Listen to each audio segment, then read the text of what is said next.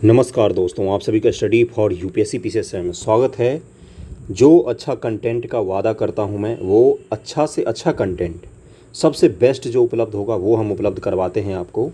आज हमने क्या किया है कि 2023 और 24 ईस्वी का जो फरवरी 2023 ईस्वी में बजट आया है केंद्र सरकार का, उसको हम लोग पूरा पढ़ेंगे। बीपीएससी पीटी में ध्यान से सुनिएगा, 6 से 7 सवाल बिहार इकोनॉमिक सर्वे और करंट अफेयर और बजट से पूछे जाते हैं। अगर इकोनॉमिक्स में तो 4 से 5 सवाल करंट अफेयर में, इकोनॉमिक्स में केंद्र सरकार के बजट और योजनाओं से पूछे जाते हैं। यानी कि दोनों, एक तो 100 है ही, दूसरा 99, उससे तनिक भी कम नहीं है। दोनों बराबर बराबर में इम्पोर्टेंट हैं आपके लिए।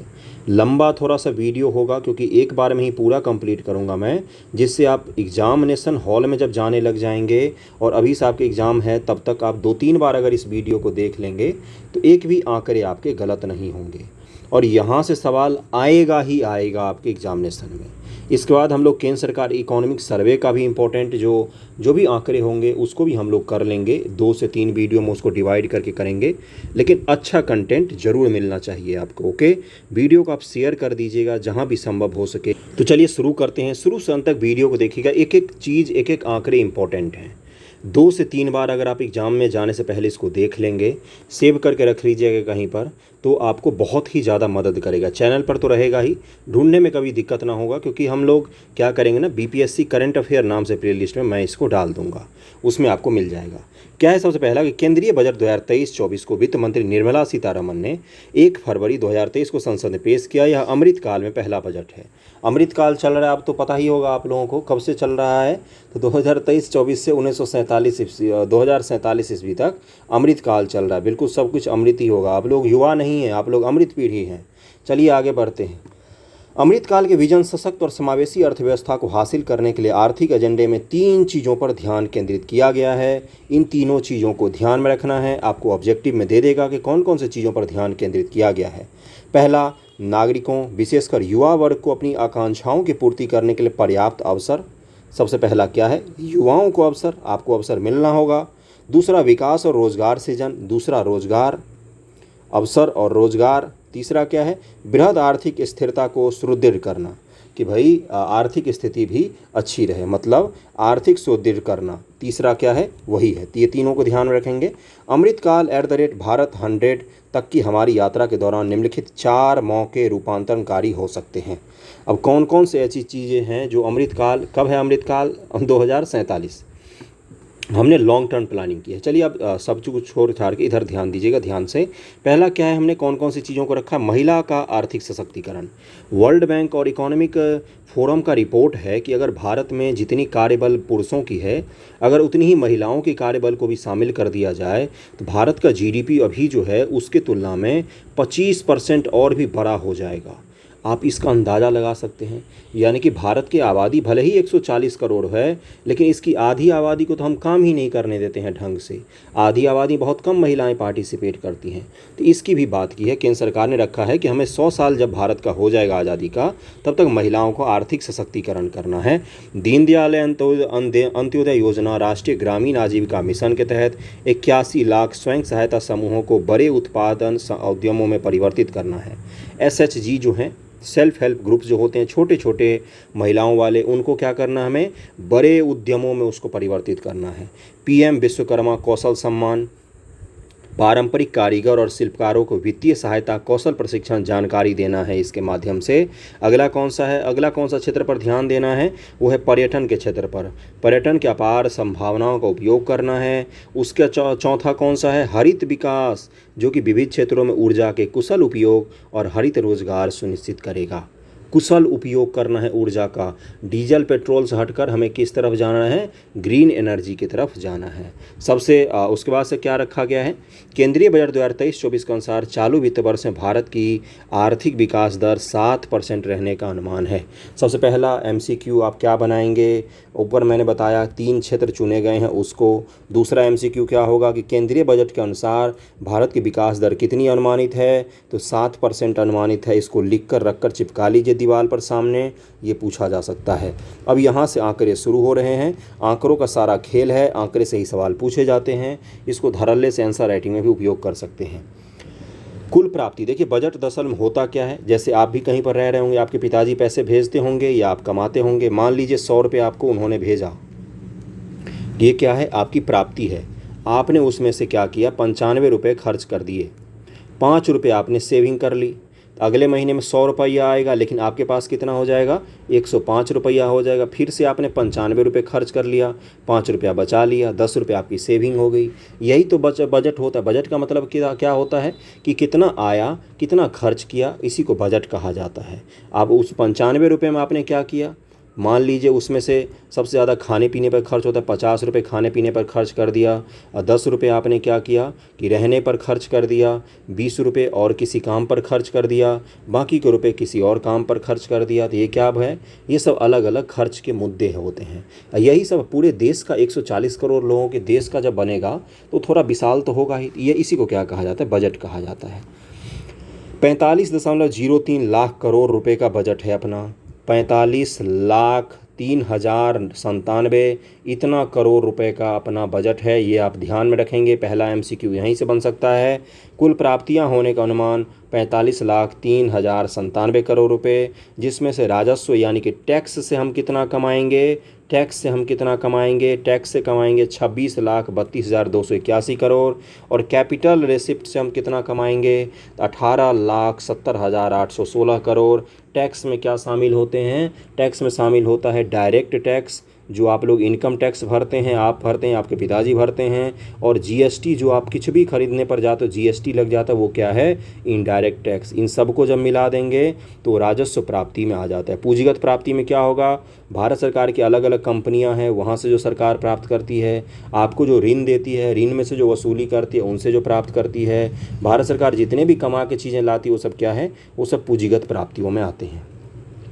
कुल खर्च होने का कितना अनुमान है, तो इतना ही अनुमान है। इसमें से राजस्व खर्च कितना होगा, राजस्व खर्च होगा 35,02,136 रुपये।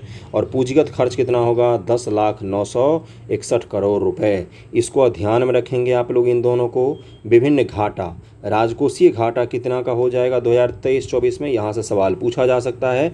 GDP का 5.9% राजकोषीय घाटा होगा करीब में हमारा। राजकोषीय घाटा कितना होगा, GDP का 5.9%। कुल हो जाएगा 17,86,816 करोड़ रुपए। राजस्व घाटा कितने का होगा, GDP का 2.9%, 8,69,855 करोड़ रुपए हो जाएगा। स्क्रीनशॉट लेकर भी रख सकते हैं, बाद में इसको याद कर लेंगे। प्रभावी राजस्व घाटा GDP का 1.7%, कुल 4,99,867 करोड़ रुपए के करीब में ये चीज़ हो जाएगा। प्राथमिक मतलब प्राइमरी डेफिसिट कितना हो जाएगा, GDP का 2.3% के करीब में हमारा प्राइमरी डेफिसिट बनेगा। देखिए इन आंकड़ों से किसी से भी आपके सवाल पूछे जा सकते हैं।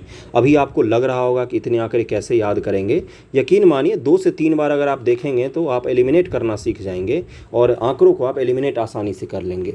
जैसे ही राजकोषीय घाटा देखेंगे, क्या याद करेंगे कि 5.9%, करीब में 6% के आसपास था, तो झट से आपको याद आ जाएगा। तो इसको आप ध्यान जरूर रखिएगा, रखने की कोशिश करेंगे तो याद रहेगा। ऐसा कुछ भी नहीं होता याद नहीं होता है, याद नहीं होता है, ये एक मात्र एक बहाना होता है। सरकार ने वर्ष 2025-26 तक राजकोषीय घाटे को GDP का 4.5 तक लाने का लक्ष्य रखा हुआ है। अब ये लक्ष्य जरूर याद रखेंगे आप लोग। क्यों रखना है, क्योंकि लक्ष्य कई बार पूछे गए हैं, BPSC, UPSC, UPPCS कई सारे एग्जामों में पूछे गए हैं कि 2025-26 तक सरकार ने बोला है कि जो राजकोषीय घाटा है हमारा, उसको हम 4.5% तक लाएंगे। राज्यों को GSDP के 3.5% के राजकोषीय घाटे की अनुमति होगी, जिसका 0.5% विद्युत क्षेत्र में सुधार से जोड़ा जाएगा। वित्तीय वर्ष 2023-24 में राजकोषीय घाटा का अनुमान 17,86,816 करोड़ रुपए लगाया गया है। अर्थात इस बार सरकार को 17.87 लाख करोड़ रुपए का उधार या कर्ज लेना पड़ सकता है। ये चीज़ क्लियर हो गया। देखिए अब आपको पिताजी ने भेजा 100 रुपये। आप हैं थोड़े से अलग टाइप के इंसान, भाई घूमने फिरने जाना ही है, 2-4 दिन इधर उधर घूमना ही फिरना है, थोड़ा सा पैसा वैसा तो खर्च करना ही है, नया नया कपड़ा खरीदना ही है। आपने खर्च कर दिया महीना में 110 रुपया। अब 10 रुपया तो किसी से उधार लेना पड़ेगा। यही क्या है, जब सरकार का खर्च जो है वो सरकार की आय से ज़्यादा हो जाती है तो क्या होता है, वो उसको बोलते हैं कि राजकोषीय घाटा हो गया है। समझ में आ गई है बात, राजकोषीय घाटा हो गया है। आपके लिए 10 रुपया नुकसानदेह हो सकता है आगे की, ठीक है भाई कर्ज चल गया माथे पर, 10 रुपये की जगह 1000 रुपये हो सकता है अगले महीने चुकाना। लेकिन भारत सरकार के लिए कई बार कर्ज कोई बुरा चीज़ नहीं होता, राजकोषीय घाटा कई बार अच्छा होता है। इसलिए सरकार राजकोषीय घाटे को कभी भी जीरो नहीं करती है। क्यों नहीं करती है? क्योंकि उसको दुनिया में आसानी से कर्ज उपलब्ध हो जाते हैं बहुत सारे। समझ में आ रही है चीज़ें कि हमारे पास राजकोषीय घाटा हो गया भाई, हमारे देश का डेवलपमेंट करना है, लाओ कर्ज लाओ, तो वर्ल्ड बैंक बोलता है लो मालिक कर्ज लो। तो ये क्या मैं बता रहा हूँ, ये मैं आपको ये बता रहा हूँ कि राजकोषीय घाटा जो होता है वो एक कैपेसिटी तक ठीक होता है कि ठीक है हमने क्या रखा है, हमने अनुमान तो रखा ही है कि हम जीडीपी का 4.5% कर लेंगे, और अभी भी हमारा 5.9% ही है राजकोषीय घाटा, मतलब ठीक है इतना चल जाता है अपना। ओके, रुपया कहाँ से आता है? देखिए उधार, बोरोइंग और अन्य देयताओं से हम कहाँ से 34% रुपया, 100 रुपया अगर आपके पास आ रहा है तो उसमें 34 रुपया कहाँ से आ रहा है? उधार, बोरोइंग, अन्य देयताओं से। जीएसटी से कितना रुपया आ रहा है? 17 रुपया आ रहा है। निगम कर, कॉर्पोरेट टैक्स से कितना रुपया आ रहा है? 15 रुपया आ रहा है। आयकर से कितना आ रहा है? 15 रुपया आ रहा है। ओके, देखिए निगम कर भी डायरेक्ट टैक्स में आता है और आयकर भी डायरेक्ट टैक्स में आता है और जीएसटी इनडायरेक्ट टैक्स में आता है, इसका ध्यान रखेंगे आप लोग। केंद्रीय उत्पाद शुल्क से कितना रुपया आएगा? 7 रुपया। सीमा शुल्क से कितना रुपया आएगा? 4 रुपया आएगा। टोटल का जोड़ेंगे तो करीब में आपको 100 रुपया आसपास में दिख जाएगा कहाँ से कितने रुपए आ रहे हैं। ओके, आगे बढ़ें। रुपया कहाँ जाता है? अब आपके पास मान लीजिए जैसे आपको पिताजी ने भेजा 100 रुपये, तो 100 रुपये आपने कहाँ कहाँ पर खर्च किए। अब उसी का हिसाब है कि सरकार कहाँ कहाँ पर पैसे खर्च करती है। सबसे ज़्यादा खर्च करती है ब्याज अदायगी पर। जो आप बैंकों में पैसा रख के छोड़ देते हैं, आपको जो ब्याज देती है सरकार, तो उन्हीं सब पर सबसे ज़्यादा खर्च होता है। या सरकार भी अपने जो ऋण लेती है तो उसको भी ब्याज देना पड़ता है ना। करों और शुल्कों में राज्यों का हिस्सा। अब जो कर भारत सरकार वसूलती है, जीएसटी या शुल्क वसूलती है, अब उसमें राज्यों को तो उनका हिस्सा देगी ना, उस पर 18 रुपया करीब में खर्च कर देती है। केंद्रीय क्षेत्र की योजनाओं पर 17 रुपया खर्च होता है। वित्त आयोग व अन्य अंतरण पर 9% रुपया 9 रुपया खर्च होता है। केंद्र प्रायोजित योजना, सेंट्रल स्पॉन्सर्ड जो योजना है उस पर 9 रुपया खर्च होता है। और भारत सरकार के पास अगर 100 रुपया आता है तो उसमें से 8 रुपया कहाँ पर खर्च हो जाता है? रक्षा संबंधी चीज़ों पर खर्च हो जाता है। भारत की सेना जो है अलग अलग उन पर खर्च करती है भारत सरकार। तो आपसे सीधा सीधा क्या पूछा जाएगा कि हमारे जो बजट है उसका कितना % हमारी रक्षा पर खर्च किया जाता है? तो लगभग में 8% रुपया खर्च किया जाता है। इसको ऐसे ही ध्यान में रखेंगे और इसका PDF आपको मिल जाएगा टेलीग्राम चैनल पर। एक बार मेरे वीडियो से देख लीजिए, उसके बाद एक बार PDF से पढ़ लीजिएगा, या 2 बार वीडियो से देख लीजिए, या खुद से भी PDF से पढ़ सकते हैं, मुझे उसमें भी कोई आपत्ति नहीं है। बस एक ही चीज़ है कि आप लोगों को पढ़ना ज़रूर चाहिए। बहुत सारे आलसी बच्चे होते हैं, गर्मी में दिन में सोते रहते, पढ़ते लिखते हैं नहीं, तो उनको पढ़ाना पड़ता है वीडियो बना बना कर, समझ रहे हैं ना। बजट 2023-24 में 7 प्राथमिकताएँ विकास के लिए निर्धारित की गई हैं। कौन कौन सी? बजट 2023-24 में मोदी जी नाम गढ़ने में बड़े माहिर हैं, हर चीज़ का कुछ ना कुछ नाम रख देते हैं। तब 7 हमने प्रायोरिटी सेक्टर बनाया है, इसको उन्होंने नाम रख दिया सप्तऋषि। सप्तऋषि के भांति काम करेंगे। अब इन 7 का नाम याद में रखिएगा, सोते जागते घूमते टहलते इन 7 का नाम याद में रखेंगे क्योंकि कहीं से भी पूछ सकता है। सबसे पहला कौन सा होगा हमारा प्राथमिकता? तो समावेशी विकास, सबका साथ सबका विकास, अंतिम व्यक्ति तक पहुंच। लास्ट मैन जो है हमारे देश में 142 करोड़ आबादी है, तो 142वां सबसे अंतिम जनसंख्या का जो आदमी है, सबसे गरीब और सबसे गरीब दूर का तबका, उन तक हमें योजनाओं को पहुंचाना है। 2 हो गया। अब संरचना और निवेश, इंफ्रास्ट्रक्चर पर जम के खर्च करना है, यानी कि किसकी बात होगी? कैपिटल एक्सपेंडिचर हमें खूब सारा करना है, पूंजीगत खर्चे हमें खूब करना, खूब सड़कों का निर्माण करना, खूब हवाई अड्डा, railway, bus stand, hospital, school, इन सब चीज़ों पर हमें खूब सारा पैसा खर्च करना है। क्षमताओं को सामने लाना है, हरित विकास, युवा शक्ति, वित्तीय क्षेत्र, इन 7 के 7 चीज़ों पर ध्यान देना है। ये है सप्तऋषि। आपसे सवाल में क्या पूछा जाएगा? निम्न में से सप्तऋषि में कौन कौन सी चीज़ें शामिल हैं? आपको दे देगा रक्षा, दूसरा दे देगा स्वास्थ्य, है ना, तीसरा दे देगा वित्तीय क्षेत्र। शामिल है कि नहीं? तो बताइए। यहाँ पर बिल्कुल शामिल है, देखिए लिखा हुआ वित्तीय क्षेत्र केवल शामिल है, रक्षा और स्वास्थ्य तो इसमें डायरेक्टली नहीं लिखा हुआ है, खर्च भले ही हम अवसंरचना पर करेंगे तो रक्षा भी उसमें शामिल हो जाएगी, लेकिन डायरेक्टली नहीं शामिल किया गया। जो सातों के नाम हैं ये आपको याद रखने हैं, इसको स्क्रीनशॉट लेकर रख सकते हैं, ध्यान रखिएगा इन सातों को। अगला क्या है, प्राथमिकता 1 समावेशी विकास। देखिए अब यहाँ पर लिखा हुआ है ना समावेशी विकास। पहला क्या है, समावेशी विकास। अब इसको पढ़ते हैं, ध्यानपूर्वक देखिएगा। पहला क्या लिखा हुआ, समावेशी विकास में ही पहला क्या है, कृषि और सहकारिता। कृषि के लिए डिजिटल पब्लिक इंफ्रास्ट्रक्चर का निर्माण किया जाएगा। ग्रामीण क्षेत्रों में युवा उद्यमियों को एग्री स्टार्टअप खोलने में प्रोत्साहित करने के लिए एग्रीकल्चर एक्सीलेटर फंड यानी कि कृषि वर्धक निधि स्थापित की जाएगी। आपसे यही पूछ लेगा कि एग्रीकल्चर एक्सीलेटर फंड किन के लिए है, तो मुख्य रूप से युवा उद्यमियों के लिए ये योजना चलाई जा रही है। 2200 करोड़ रुपए की लागत से आत्मनिर्भर बागवानी स्वच्छ पौधा कार्यक्रम का शुभारंभ करने की घोषणा की गई है। उद्देश्य क्या होगा इसका, उसको ध्यानपूर्वक देखिएगा। उच्च गुणवत्ता वाली बागवानी फसल के लिए रोग मुक्त तथा गुणवत्तापूर्ण पौधे सामग्री की उपलब्धता बढ़ाना।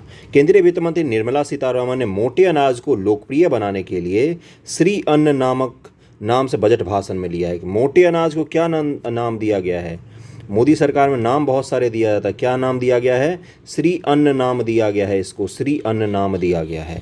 भारत श्री अन्न का सबसे बड़ा उत्पादक और दूसरा सबसे बड़ा निर्यातक भी है, ये आप आंकड़ा ध्यान में रखेंगे। भारत को श्री अन्न का वैश्विक केंद्र बनाने के लिए भारतीय बाजार अनुसंधान संस्थान हैदराबाद को उत्कृष्ट केंद्र के रूप में बढ़ावा दिया जाएगा, ये भी ध्यान में रखेंगे आप लोग। अगले पर चलते, अगला क्या लिखा हुआ है कि 6000 करोड़ रुपये के निवेश से पीएम मत्स्य संपदा योजना की एक नई उपयोजना शुरू की जाएगी। इसका उद्देश्य मछली पालकों, मत्स्य विक्रेता और सूक्ष्म लघु उद्योगों को अधिक सक्षम बनाना होगा। एक एक चीज़ को ध्यानपूर्वक पढ़ते जाएंगे तो क्या हो जाएगा, कंप्लीट हो जाएगा। और यहाँ से जो एमसीक्यू पूछे जाएंगे आपके एग्जामिनेशन में वो कभी गलत नहीं होगा, तो इसलिए ध्यानपूर्वक कीजिएगा। अगला क्या इन्होंने बनाया है लक्ष्य कि पशुपालन, डेयरी और मत्स्य क्षेत्र के लिए 20 लाख करोड़ रुपए के ऋण का लक्ष्य रखा गया है। यही आंकड़ा आपसे पूछ लेगा। स्वास्थ्य शिक्षा तथा कौशल वर्धन, अब देखिए स्वास्थ्य शिक्षा और स्किल डेवलपमेंट पर कितना खर्च करेगी, तो केंद्रीय बजट 2023-24 के अनुसार 157 नए नर्सिंग कॉलेज स्थापित किए जाएंगे। कितने, 157। उसका अगला क्या दिया हुआ है, देखिए यहाँ पर कि वर्ष 1947 तक सिकल सेल एनीमिया को उन्मूलन करने के लिए एक मिशन की शुरुआत की जाएगी। एनीमिया वाला मैं 2-3 दिन आर्टिकल में मैंने डिस्कस किया है, तो इसको आप ध्यान में रखेंगे। एनीमिया का उन्मूलन कब तक के लिए रखा गया है लक्ष्य, तो 2047 तक। मुख्य रूप से क्या होता है, रक्त अल्पता की बीमारी होती है, खून की कमी की बीमारी होती है। इससे प्रभावित जनजातीय क्षेत्रों में जागरूकता सृजन किया जाएगा। 0 से 40 वर्ष का आयु वर्ग के लिए 7 करोड़ लोगों को यूनिवर्सल स्क्रीनिंग करवाई जाएगी। 7 करोड़ लोगों की हम स्क्रीनिंग करेंगे और पता करेंगे कि किस किस में एनीमिया की बीमारी है। बच्चों और किशोरों के लिए एक राष्ट्रीय डिजिटल पुस्तकालय की स्थापना की जाएगी। फार्मास्यूटिकल अनुसंधान को बढ़ावा देने के लिए नए कार्यक्रम की शुरुआत की जाएगी। अब सप्तऋषि में दूसरा क्या है, अंतिम व्यक्ति तक पहुंच बनाना। आकांक्षी जिला कार्यक्रम की सफलता को देखते हुए 500 ब्लॉकों में आकांक्षी ब्लॉक कार्यक्रम शुरू किया जाएगा। आकांक्षी जिला कार्यक्रम नीति आयोग ने शुरू किया था, जिसे पिछड़े हुए जिलों को सपोर्ट किया जाता था केंद्र सरकार के द्वारा और उनको मुख्य धारा के जिलों के साथ लाया जाता था। इसी प्रकार से जब हमने देखा कि आकांक्षी जिला कार्यक्रम काफ़ी ज़्यादा सक्सेसफुल रहा तो हमने ब्लॉक स्तर पर पहुँच गया। अब आकांक्षी ब्लॉक कार्यक्रम हमने चला दिया है। ओके, विशेष रूप से संवेदनशील जनजातीय समूह पीवीटीजी को पीवीटीजी ओके सामाजिक आर्थिक स्थिति में सुधार लाने के लिए प्रधानमंत्री पीवीटीजी विकास मिशन शुरू किया जाएगा। प्रधानमंत्री पीवीटीजी विकास मिशन किससे जुड़ा हुआ है, तो ये मुख्य रूप से जनजातियों, पर्टिकुलरली वल्नरेबल ट्राइब्स बोलते हैं उसको, तो उनसे जुड़ा हुआ, मतलब जनजातियों में भी अति पिछड़े जनजाति लोग। ओके, अगले 3 वर्षों में इस मिशन को लागू करने के लिए 1500 करोड़ रुपए की राशि उपलब्ध करवाई जाएगी। 15,000 करोड़ पीवीटीजी पर 15,000 करोड़ रुपए खर्च किए जाएंगे। अगले 3 वर्षों में 3.5 लाख जनजातीय छात्रों के लिए चलाए जा रहे 740 एकलव्य मॉडल आवासीय स्कूल में 38,800 अध्यापक और सहायक कर्मचारियों की नियुक्ति होगी। अब मुझे बताइए कि एकलव्य मॉडल आवासीय स्कूल किसके लिए चलाया जाता है? तो मुख्य रूप से जनजातीय जिले जो होते हैं या जनजातीय जगह जो होते हैं, ब्लॉक होते हैं, जनजातीय बच्चों को आवासीय विद्यालय, ताकि उनको खाना पीना रहना सब कुछ हो जाए और वो वहाँ पर पढ़ाई करें अच्छे से। एकलव्य विद्यालय कार्यक्रम है ये भारत सरकार का, जनजातीय मामलों के मंत्रालय का है। तो उसको लेकर भी सरकार और भी ज़्यादा उसको बढ़ाएगी, शिक्षकों की नियुक्ति वगैरह करेगी। अगला क्या है? कर्नाटक के सूखा प्रबंध क्षेत्रों में, मध्य क्षेत्रों में संधारणीय सूक्ष्म सिंचाई पेयजल की सुविधा मुहैया करवाने के लिए ऊपरी भद्रा परियोजना को केंद्रीय सहायता दी जाएगी। ऊपरी भद्रा परियोजना मुख्य रूप से किस राज्य के लिए चलाया जा रहा है? ऐसे ही एमसीक्यू आपसे बनाकर पूछा जाएगा। अब क्या बोलोगे? कर्नाटक के सूखा प्रबंध जो मध्य का क्षेत्र है, क्योंकि पश्चिमी घाट किसका काम करती है? जल विभाजक का काम करती है। पश्चिमी घाट के ठीक पीछे सूखा क्षेत्र होता है। आपने पढ़ा होगा अगर पर्वतीय वर्षा, तो आपको समझ होगी इसकी ज्योग्राफी की। तो इसलिए कर्नाटक के जो कुछ भाग हैं जो सूखे हैं, उनको हम लोग क्या करेंगे? भद्रा परियोजना के द्वारा उनको जल मुहैया करवाएंगे। पीएम आवास योजना के लिए परिव्यय में 66% की वृद्धि, 80,000 करोड़ रुपए से अधिक का, मतलब लगभग में 79,000 करोड़ रुपए का 66% की वृद्धि की गई पीएम आवास योजना में। भारत साझा पुरालेखा निधान यानी कि भारत श्री, यह एक प्रकार का डिजिटल पुरालेख यानी कि पांडुलिपि संग्रहालय है। इसके प्रथम चरण में 1 लाख प्राचीन पुरालेखों का डिजिटलीकरण करके इसमें स्थापित किया जाएगा। देखिए हम लोग क्या कर रहे हैं। पांडुलिपि किसको बोलते हैं? मतलब मुख्य रूप से पुरानी लिपियों को बोलते हैं पांडुलिपि, ठीक ना। बहुत सारे पांडुलिपि हमारे पास ऐतिहासिक साक्ष्य हैं, बहुत तरह तरह के राजाओं के, वैदिक उसके बाद के काल के, जब हमने लिखना पढ़ना शुरू किया, कई सारे इतिहासकारों के, कई सारे राजाओं के खजाने में रखे हुए थे बहुत सारे पांडुलिपियाँ। उन सब को हमने निकाला। हमने बोला कि अगर ये कागज़ के फॉर्मेट में रहे तो कुछ सालों में ये ख़राब हो जाएंगे। इन सब को स्कैन करो और डिजिटल करो। इन सब को स्कैन कर करके इनको डिजिटल करो और इनका डिजिटल लाइब्रेरी बनाकर छोड़ दो। तो ये आप ध्यान में रखेंगे। भारत श्री प्रोजेक्ट है ये, भारत श्री, ये ध्यान में रखेगा। VVI है ये, ओके। जेल में बंद निर्धन व्यक्ति जो जमानत राशि व्यवस्था करने में असमर्थ हैं, उन्हें वित्तीय सहायता प्रदान करने की घोषणा इस बजट में की गई है। आपको पता होगा कि द्रौपदी मुर्मू जी गई थी झारखंड। वहाँ पर उन्होंने बोला था कि बहुत सारे ऐसे व्यक्ति हैं जिनके पास जो जमानत राशि होती है वो देने का उनका सामर्थ्य नहीं है। इस कारण से वो 10-10 साल 20-20 साल से जेल में पड़े हुए हैं। तो उन्होंने बोला कि ये अमानवीय स्थिति हो गया, मानवता के बिल्कुल विपरीत है ये, कि किसी के पास पैसा नहीं है इसलिए जेल में पड़ा हुआ है। तो आप ऐसा कीजिए, एक बजट बनाकर भारत सरकार ने क्या बोला कि ठीक है हम वित्तीय सहायता करेंगे और जो लोग जेलें बंद है जमानत राशि नहीं देने के कारण, उन सबको हम लोग वित्तीय सहायता देकर जमानत मुहैया करवाएंगे। प्राथमिकता अवसंरचना और निवेश में आ गया। तीसरी प्राथमिकता कौन सी थी? अवसंरचना और निवेश। ऊपर दिखा देता हूँ मैं एक बार, ऊपर देख लीजिए। समावेशी विकास हो गया, अंतिम व्यक्ति तक पहुंच गया। अब अवसंरचना और निवेश है, उसके बाद सक्षमता को सामने लाना। तो देखते हैं अगला क्या है। देखिए वीडियो शेयर कर दीजिएगा अगर पसंद आए तो, काफ़ी सारा बोलना पड़ता है, समझाना पड़ता है। अब संरचना निवेश में तेजी लाने के लिए 1.3 लाख करोड़ रुपए परिव्यय के साथ राज्यों के लिए 50 वर्षीय ब्याज मुक्त ऋण को 1 वर्ष तक जारी रखने का निर्णय लिया गया। राज्यों को बोला हमने कि खर्चा करो, जितना जिसको खर्च करना है खर्चा, 50 वर्ष तक के लिए ब्याज मुक्त ऋण देते हैं हम आपको, खर्चा करो सब लोग। अब संरचना बनाओ। अब संरचना का मतलब क्या होता है? कैपिटल एक्सपेंडिचर कहा जाता है इसको बंधुओं, पूंजीगत खर्चा कहा जाता है। कैपिटल एक्सपेंडिचर हमेशा अच्छा होता है। अब आप गए बाजार और अपने लिए कपड़ा खरीद कर ले आए, तो कपड़ा आप पहनेंगे 6 महीने और वो 6 साल भर पहनेंगे, 2 साल पहनेंगे और समाप्त हो जाएगा। आप बाजार गए, आपने क्या किया? आटा चक्की खरीद कर ले आए। आटा चक्की खरीद कर लाकर क्या करेंगे? उससे आपकी कमाई होगी। आप आटा पीसने का कारोबार लगा सकते हैं, गेहूं पीसने का, तरह तरह की चीज़ें बनाने की पैसा सृजन कर सकते हैं आप। इसी को क्या कहा जाता है? Capital expenditure. दोनों मैंने समझा दिया। कैपिटल एक्सपेंडिचर क्या होता है? ये अच्छा होता है देश के लिए, जैसे सड़कें बनाना, अस्पताल बनाना, स्कूल बनाना, हवाई अड्डा बनाना, पोर्ट बनाना, ये सब कैपिटल एक्सपेंडिचर में आते हैं। ओके। रेलवे के लिए 2.40 लाख करोड़ रुपए की पूंजीगत निधि का प्रावधान किया गया है, जो अब तक के रेलवे के इतिहास में सर्वाधिक राशि का आवंटन है। 2.40 लाख करोड़ रुपए का कैपिटल निधि का प्रावधान किया गया है रेलवे के लिए। अगला क्या दिया हुआ है? अगला देखिए दिया हुआ है क्षेत्रीय हवाई कनेक्टिविटी में सुधार लाने के लिए 50 अतिरिक्त हवाई अड्डों का पुनरुद्धार किया जाएगा। क्षेत्रीय यानी कि हम क्या कर रहे हैं ना, हम देश में एयर जो हमारा ट्रैफिक है, एयर जो हमारा वे है, उनको हम बढ़ाने की कोशिश कर रहे हैं, एयरपोर्ट को बढ़ाने की कोशिश कर रहे हैं, ताकि लोग अधिक से अधिक लोग हवाई जहाज़ में सफ़र कर सकें। शहरी अवसंरचना विकास कोष की स्थापना प्राथमिकता वाले क्षेत्रों में आई ऋण की कमी के उपयोग के माध्यम से होगी। इसका प्रबंधन राष्ट्रीय आवास बैंक द्वारा किया जाएगा। टियर 2 और टियर 3 शहरों में अवसंरचना निर्माण के लिए सार्वजनिक एजेंसियों के द्वारा इसका उपयोग किया जाएगा। 10,000 करोड़ रुपये की धनराशि इसको दिया गया है। अगला लक्ष्य क्या था? प्राथमिकता सक्षमता को आगे सामने लाना। एकीकृत ऑनलाइन प्रशिक्षण के लिए आई गॉट कर्मयोगी नामक एक प्लेटफॉर्म को शुरू किया गया है। आई गॉट कर्मयोगी क्या है? ये ऑनलाइन प्रशिक्षण के लिए है। आई गॉट कर्मयोगी, ध्यान रखेंगे ऐसे ही पूछ लेगा ये किससे जुड़ा हुआ है। देश के शीर्ष शैक्षणिक संस्थानों में कृत्रिम बुद्धिमत्ता के लिए 3 उत्कृष्टता केंद्र स्थापित किए जाएंगे। स्टार्टअप शिक्षाविदों द्वारा नवाचार अनुसंधान शुरू करने के लिए राष्ट्रीय डाटा शासन नीति लाई जाएगी। न्याय के प्रशासन में दक्षता लाने के लिए 7,000 करोड़ रुपए के परिव्यय से ई न्यायालय परियोजना का चरण 3 शुरू किया गया है। अगला दिया हुआ है कि एमएसएमई के संविदा निष्पादन को सरल बनाने के लिए विवाद से विश्वास 1 लाया जाएगा। पहले ये किसके लिए था? पहले ये टैक्स के लिए था, कर इनडायरेक्ट और डायरेक्ट टैक्सों के लिए केवल था। अब एमएसएमई के लिए भी लाया जा रहा है। कौन सी योजना? विवाद से विश्वास 1। इस योजना का नाम ध्यान में रखेंगे, ये एमएसएमई के लिए लाया जा रहा है। सरकार व सरकारी उपक्रमों के संविदात्मक विवादों को निपटाने के लिए विवाद से विश्वास 2 लाया जाएगा।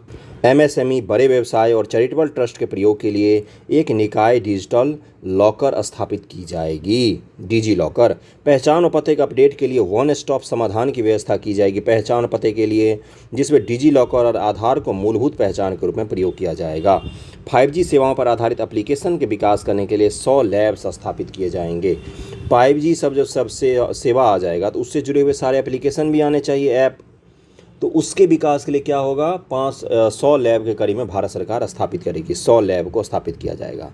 व्यापारिक सुगमता को बढ़ावा देने के लिए 39,000 से ज़्यादा अनुपालकों को कम किया गया है और 3400 से अधिक विधिक उपबंधों को अपराध की श्रेणी से हटा दिया गया। मतलब बहुत सारे कानूनों का जंजाल बना हुआ था, हमने उन सबको कम किया है जिससे व्यापार में सुगमता हो। जो व्यापार के लिए इंडेक्स जारी किए जाते हैं उनमें हमारा अच्छा प्रदर्शन हो जाए, सुगम हो जाए व्यापार करने के लिए। 42 केंद्रीय अधिनियमों में संशोधन के लिए जन विश्वास विधेयक पेश किया गया है। ओके, अगला क्या है? हरित विकास। 5वां प्राथमिकता क्या था? हरित विकास। पर्यावरण के प्रति सजग जीवन शैली के आंदोलन को गति देने के लिए लाइफ को शुरू किया गया है। इसको आप जरूर ध्यान में रखिएगा। आज न कल लाइफ कार्यक्रम के बारे में ज़रूर पूछा जाएगा आप लोगों से। ओके, लाइफ कार्यक्रम मैं पढ़ा चुका हूँ, एक बार सर्च करके इसका फुल फॉर्म मुझे बताइएगा कि क्या होता है ये। 19,700 करोड़ रुपये की लागत से शुरू किया गया राष्ट्रीय हरित हाइड्रोजन मिशन की मदद से अर्थव्यवस्था को निम्न कार्बन सघनता वाली स्थिति में ले जाया जाएगा। राष्ट्रीय हरित हाइड्रोजन मिशन के लिए कितना पैसा दिया गया है? 19,700 रुपया का आवंटन किया गया है। इस मिशन की मदद से जीवाश्म ईंधन के आयात पर निर्भरता को कम करके 2030 तक 5 MMT मिलियन मीट्रिक टन के वार्षिक उत्पादन का लक्ष्य निर्धारित किया गया। किसका उत्पादन करेंगे हम? हाइड्रोजन नामक ईंधन का उत्पादन करेंगे जो 100% ग्रीन होगा। और इसका उपोत्पाद क्या होता है? H2O होता है। जैसे अभी धुआं निकलती है ना गाड़ी से, हाइड्रोजन एनर्जी में क्या होगा? गाड़ी में खाली टैंक लगा होगा, उसमें पानी भर जाएगा, घर आकर उस पानी को हटा दीजिएगा, बिल्कुल 100% शुद्ध पानी होता है वो। अगला देखिए क्या लिखा हुआ है कि लद्दाख से 13 गीगावाट नवीकरणीय ऊर्जा के निष्क्रमण और ग्रिड एकीकरण के लिए अंतर्राज्यीय परेषण प्रणाली 20,700 करोड़ के निवेश के साथ निर्मित की जाएगी। पर्यावरण संरक्षण अधिनियम के तहत हरित ऋण क्रेडिट यानी कि ग्रीन क्रेडिट कार्यक्रम को अधिसूचित किया जाएगा। पीएम प्रणाम योजना अब क्या है? VVI। रासायनिक उर्वरक के संतुलित प्रयोग तथा इनके स्थान पर वैकल्पिक उर्वरक के प्रयोग को बढ़ावा देने के लिए इस कार्यक्रम को शुरू किया गया है। पीएम प्रणाम VVI है, इसको ध्यान में रखेंगे। प्रधानमंत्री प्रणाम योजना किससे जुड़ा हुआ है? तो रासायनिक खादों को कम करना है, इसी से जुड़ा हुआ है ये। रासायनिक उर्वरक को संतुलित प्रयोग तथा इनके स्थान पर वैकल्पिक उर्वरक के प्रयोग को बढ़ावा देने के लिए पीएम प्रणाम कार्यक्रम को चलाया गया है। चक्रीय अर्थव्यवस्था को बढ़ावा देने के लिए Govardhan galvanising organic bio agro resources धन नामक योजना के तहत 10,000 करोड़ रुपए के कुल निवेश के साथ 500 नए अपशिष्ट से आमदनी संयंत्र स्थापित किए जाएंगे। अगले 3 वर्षों में सरकार 1 करोड़ किसानों को प्राकृतिक खेती अपनाने के लिए सहायता देगी। कितने करोड़ को किसानों को? 1 करोड़ किसानों को अगले 3 वर्षों में। मैंग्रोव पौधारोपण के लिए, तटीय पर्यावास और ठोस आमदनी के लिए मिष्टी की शुरुआत की जाएगी। मिष्टी योजना किससे संबंधित है? तो मैंग्रोव से संबंधित है। मिष्टी पहल किससे संबंधित है? तो मैंग्रोव से संबंधित है। इसको ध्यान में रखेंगे, ऐसे ही पूछ लिया जाएगा आपसे। अगले 3 वर्षों में सरकार अमृत धरोहर योजना के माध्यम से आर्द्र भूमि और जैव विविधता को बढ़ावा देगी। ये क्लियर हो गया होगा। अब चलते हैं हम लोग छठे प्राथमिकता पर। अगले 3 वर्षों में लाखों युवाओं को कौशल प्रदान करने के प्रधानमंत्री कौशल विकास योजना 4.0 शुरू की जाएगी। इस योजना में इंडस्ट्री 4.0 जैसे coding, AI, robotics, 3D printing इत्यादि जैसे नए युग के पाठ्यक्रमों को भी शामिल किया जाएगा। युवाओं को अंतर्राष्ट्रीय अवसरों के लिए कौशल प्रदान करने हेतु अलग अलग राज्यों में 30 स्किल इंडिया इंटरनेशनल सेंटर स्थापित किए जाएंगे। स्किल इंडिया इंटरनेशनल सेंटर कितने स्थापित किए जाएंगे? तो 30 स्थापित किए जाएंगे। स्किल इंडिया डिजिटल प्लेटफॉर्म क्या है? प्लेटफॉर्म की शुरुआत कर कौशल वर्धन हेतु डिजिटल तंत्र को और विस्तार प्रदान किया जाएगा। स्किल डेवलपमेंट की बात कर रहे हैं हम लोग। मांग आधारित औपचारिक कौशल वर्धन सक्षम करना, एमएसएमई सहित नियोक्ताओं के साथ जोड़ना, उद्यमिता योजनाओं को सुलभता प्रदान करना। अखिल भारतीय राष्ट्रीय प्रशिक्षुता प्रोत्साहन योजना के अंतर्गत 3 वर्षों में 47 लाख युवाओं को वृत्तिका सहायता प्रदान करने के लिए डायरेक्ट बेनिफिट ट्रांसफ़र शुरू किया जाएगा। डीबीटी को शुरू किया जाएगा अखिल भारतीय राष्ट्रीय प्रशिक्षुता प्रोत्साहन योजना के अंतर्गत। डायरेक्ट बेनिफिशियरी ट्रांसफ़र हम कर देंगे, जिससे क्या होगा? इससे ये होगा कि घोटाला वगैरह ये सब चीज़ें नहीं होंगी। पर्यटन पर हम कौन कौन से काम करेंगे, इस पर आ जाते हैं हम लोग। देखिए क्या लिखा हुआ है यहाँ पर। चुनौती मोड के माध्यम से चुने जाने वाले कम से कम 50 पर्यटन गंतव्यों को घरेलू व विदेशी पर्यटकों के लिए एक संपूर्ण पैकेज के रूप में विकसित किया जाएगा। देखो अपना देश पहल का उद्देश्य हासिल करने के लिए क्षेत्र विशिष्ट कौशल वर्धन व उद्यमिता विकास में समन्वय स्थापित किया जाएगा। थीम आधारित पर्यटन सर्किटों के एकीकृत विकास के लिए स्वदेश दर्शन योजना की चर्चा बजट भाषण में की गई है। थीम आधारित जैसे बुद्धिस्ट थीम, जैनिज्म थीम, तो स्वदेश दर्शन योजना, इसको ज़रूर ध्यान में रखिएगा। बजट में इसकी चर्चा की गई है। वाइब्रेंट विलेज प्रोग्राम क्या है कि बॉर्डर पर जो विलेज हैं उनको डेवलप करना, वहाँ से माइग्रेशन को कम करना, वहाँ पर सभी आधुनिक सुविधाओं को उपलब्ध करवाना। अमित शाह जी ने अरुणाचल प्रदेश के गांव किबिथु से इसकी शुरुआत की थी। वाइब्रेंट विलेज प्रोग्राम के अंतर्गत सीमावर्ती गांव में पर्यटन के बुनियादी ढांचों का विकास किया जाएगा। पर्यटन सुविधाएं प्रदान की जाएगी। राज्यों के उनके स्वयं के लिए जिला एक उत्पाद, जीआई उत्पाद व अन्य हस्तशिल्प उत्पादों को बढ़ावा देने के लिए, उनकी बिक्री करने के लिए अपने अपने राजधानियों में या सबसे प्रमुख पर्यटन केंद्रों पर एक यूनिट मॉल स्थापित किया जाएगा। यूनिट मॉल किससे संबंधित है? एक जिला एक उत्पाद से जुड़ा हुआ है। राजधानी में और पर्यटन केंद्रों पर स्थापित किया जाएगा इसको, सभी राज्यों के, जहां पर क्या होगा, आप वहां पर जाके उस राज्य के सभी जो ज़िले हैं उनके कुछ फेमस प्रोडक्ट हैं उनको आप खरीद सकते हैं। ये यूनिट मॉल है। यूनिट मॉल, इसको ज़रूर ध्यान में रखेंगे। किससे संबंधित है? तो एक जिला एक प्रोडक्ट से संबंधित है। अंतिम प्राथमिकता क्या है? वित्तीय क्षेत्र में कुछ सुधार है। वित्तीय सहायता सूचना केंद्र रिपोजिटरी भंडार के रूप में काम करने के लिए राष्ट्रीय वित्तीय सूचना रजिस्ट्री की स्थापना की जाएगी। इससे ऋण का कुशल प्रवाह संभव होगा, वित्तीय समावेशन को बढ़ावा मिलेगा और वित्तीय स्थिरता इससे बढ़ेगी। डिजिटल निरंतरता समाधान ढूंढने के लिए देश के लिए GIFT IFFSC में उनके डाटा दूतावासों की स्थापना की जाएगी। कंपनियों को त्वरित रिस्पांस के लिए केंद्रीय डेटा संसाधन केंद्र की स्थापना की जाएगी। ये चीज़ क्लियर हो गया होगा। अगले पर चलें। वर्ष 2022 में डिजिटल भुगतान के लेन देन में 76% की मूल्य में 51% की वृद्धि हुई है। मतलब कि डिजिटल भुगतान में 76% की वृद्धि हुई है। और अगर हम वैल्यू के हिसाब से देखें तो 91% की वृद्धि हुई है डिजिटल भुगतान करने में देश में। आज़ादी के अमृत महोत्सव के स्मरण स्वरूप मार्च 2025 तक 2 वर्ष की अवधि के लिए एक नई लघु बचत योजना महिला सम्मान बचत प्रमाण पत्र उपलब्ध करवाया जाएगा। ओके। वरिष्ठ नागरिक बचत योजना के लिए अधिकतम जमा सीमा को 15 लाख रुपए से बढ़ाकर 30 लाख रुपए कर दिया गया है। वरिष्ठ नागरिकों की जो बचत योजना थी उसमें केवल 15 लाख रुपए पहले जमा हो सकते थे, अब 30 लाख रुपए तक उसमें जमा हो सकते हैं। ये फैक्ट्स हैं। अब केंद्रीय बजट 2023-24 कुछ पॉइंट्स में देख लेते हैं हम लोग। मोबाइल फ़ोन का उत्पादन पिछले वित्तीय वर्ष में 2,75,000 करोड़ रुपए मूल्य के 31 करोड़ यूनिट तक पहुंच गया। 31 करोड़ फ़ोन का उत्पादन हुआ है पिछले साल। भारत में विनिर्दिष्ट सिगरेट पर राष्ट्रीय आपदा आकस्मिक शुल्क 16% की वृद्धि करने का प्रस्ताव किया गया है। भारत विश्व में स्टार्टअप के लिए तीसरा सबसे बड़ा इकोसिस्टम है और मध्यम आय देश के बीच नवाचार गुणवत्ता में दूसरे स्थान पर है भारत। स्टार्टअप में दुनिया में तीसरे पर हैं। सबसे ज़्यादा स्टार्टअप यूएसए में है, फिर चाइना में है, फिर भारत में है। केंद्रीय बजट 2023-24 में सरकार ने 2014 से अब तक की उपलब्धियां बताई हैं। जो कौन कौन सी उपलब्धि बताई है 2014 से अब तक की मोदी गवर्नमेंट ने? इन वर्षों में भारतीय अर्थव्यवस्था दुनिया की 10वीं से 5वीं सबसे बड़ी अर्थव्यवस्था बन गई। स्वच्छ भारत मिशन के 11.7 करोड़ घरेलू शौचालयों का निर्माण हुआ। उज्ज्वला योजना के 9.6 करोड़ एलपीजी कनेक्शन। 102 करोड़ लोगों को 220 करोड़ कोविड टीकाकरण किया गया है। पीएम जनधन योजना के तहत 47.8 करोड़ बैंक खाते खोले गए हैं। पीएम सुरक्षा बीमा और पीएम जीवन ज्योति योजना के तहत 44.6 करोड़ व्यक्तियों के लिए बीमा कवर दिया गया है। पीएम किसान सम्मान निधि के तहत 11.4 करोड़ से अधिक किसानों को 2.2 लाख करोड़ रुपए का नगद हस्तांतरित किया गया है। प्रति व्यक्ति आय दोगुने से भी अधिक होकर 1.97 लाख करोड़ रुपए हो गई है। व्यक्तिगत आयकर नई कर व्यवस्था में 7 लाख करोड़ रुपए तक की आय वाले व्यक्तियों को कोई कर का भुगतान नहीं करना होगा। ये आप ध्यान में रखेंगे कि 7 लाख रुपए तक का अगर आपकी आय है तो आपको कोई कर नहीं देना पड़ेगा। अगर वीडियो थोड़ा सा लंबा लग रहा हो या लेंदी लग रहा हो तो मैं आपसे एक चीज़ बोलूँगा, एग्ज़ाम में जाने से पहले 1 से 2 बार इसको रिवाइज़ कीजिएगा। मैं इसके एमसीक्यू भी करवाऊँगा आपको, इसको अच्छे से सेव करके रखिएगा कहीं पर।